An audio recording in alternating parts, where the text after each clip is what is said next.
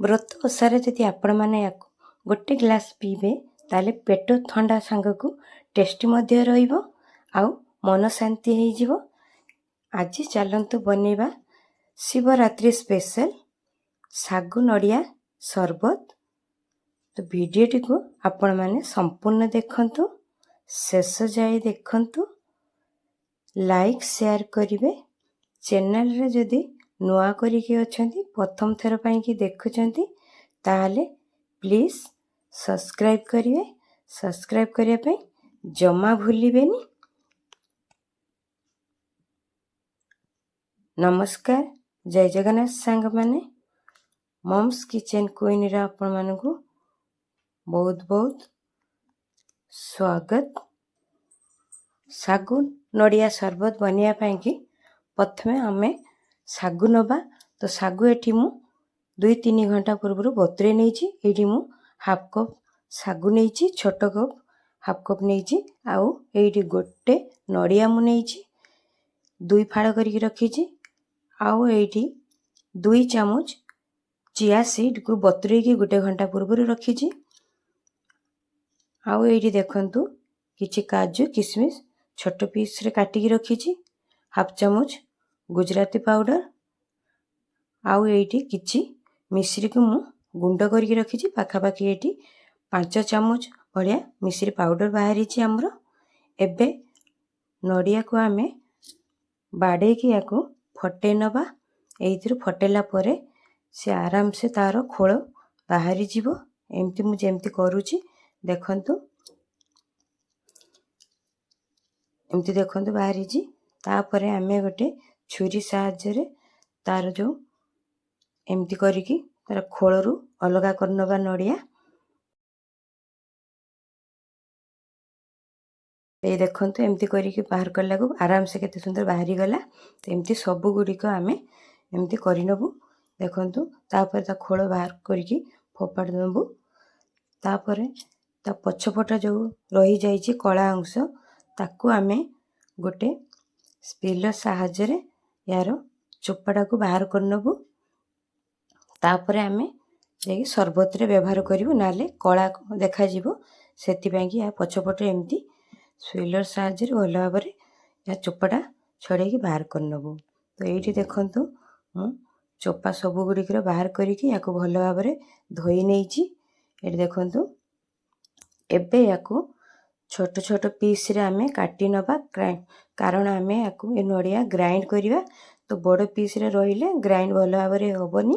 ସେଥିପାଇଁକି ନଡ଼ିଆକୁ ପୁରା ଛୋଟ ପିସ୍ରେ ଆମେ କାଟି ନେବା, ତାହେଲେ ସିଏ ଆରାମସେ ଗ୍ରାଇଣ୍ଡ ହେଇଯିବ ଆଉ ପ୍ଲେନ୍ ମଧ୍ୟ ନଡ଼ିଆ ହେବ।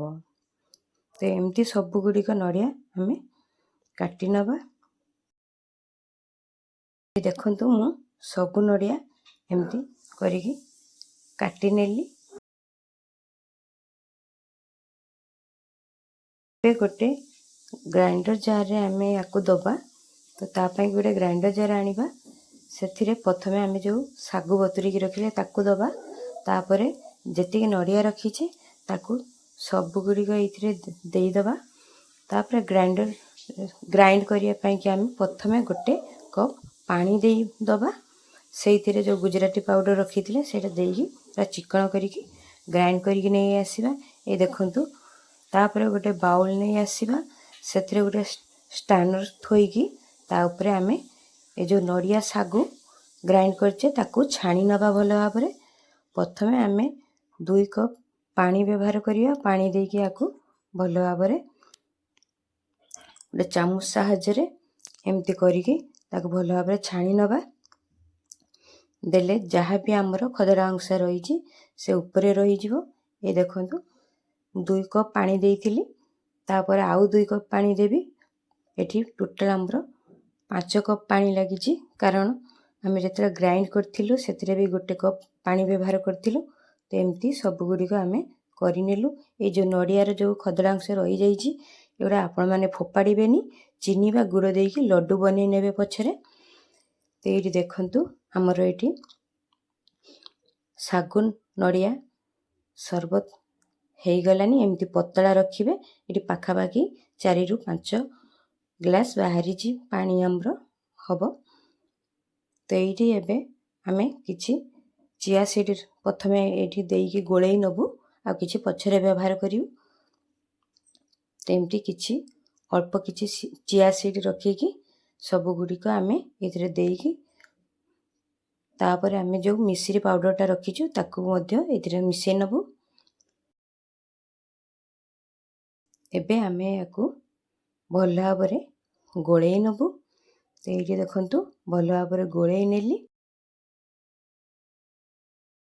एबे गोटे ग्लास रे आमे याकू दबु सेइथिरे किछि बरफ मध्य दबु ठंडा रहिबो आउ पिया पई बहुत ही बढ़िया लागिबो।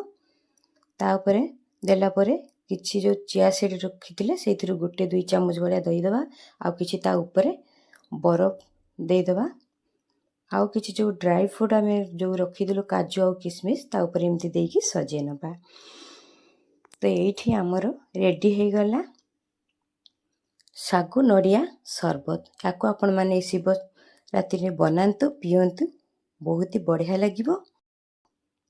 आउ केमती लागिला कमेंट माध्यम निश्चय जणेबे।